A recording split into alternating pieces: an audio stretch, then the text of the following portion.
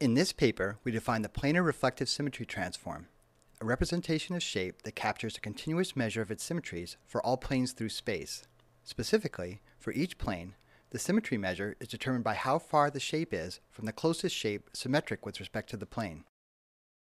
Equivalently, it measures how well points of a shape match onto each other when reflected across the plane. The advantageous properties of this transform are threefold. First, it captures key global features of most shapes, like central points and major axes. Second, it captures local features of shapes containing large symmetric parts. Third, it is insensitive to noise and other small perturbations to a shape. We employ a two-stage algorithm for computing the symmetry transform. The first algorithm uses a Monte Carlo strategy to compute the complete transform on a discrete sampling of plane space. 2 points are chosen randomly on the surface of the mesh and vote for the plane that reflects one onto the other. This method computes the symmetry measure for all planes at once, but its precision is limited by the discrete representation of planes. Our second algorithm uses an iterative refinement strategy to find local maxima of the transform very precisely. We start with a plane found as a local maximum in the discrete transform, and then refine it iteratively towards higher symmetry measures. At each step, the plane, shown here in gray, is adapted to minimize the weighted sum of distances between points sampled on the surface, shown in red, and the closest points among their reflections, which are shown in green. When this process converges, a local maximum of the symmetry transform has been found, which can be used for several applications. For example, a common problem in graphics is alignment in a canonical coordinate system. The standard method for alignment uses principal component analysis.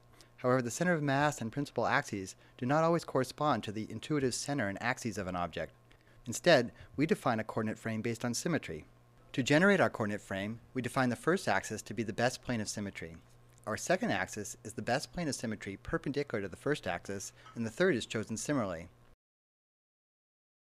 The center of symmetry is simply the intersection of these three planes. Since symmetry information is preserved within most classes of models, we find this alignment method to be more robust than PCA in general. Another application that can benefit from symmetry information is segmentation. The main idea of our algorithm is to cluster faces of a mesh based on which planes of support they share among local maxima in the symmetry transform.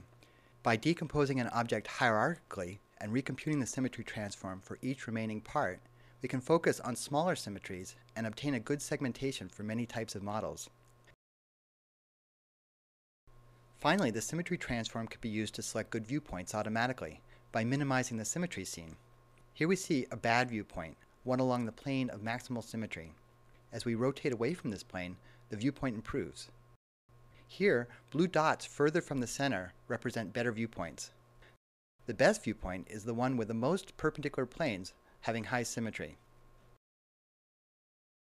To conclude, we have defined the planar reflective symmetry transform and demonstrated its utility for registration, segmentation, and viewpoint selection.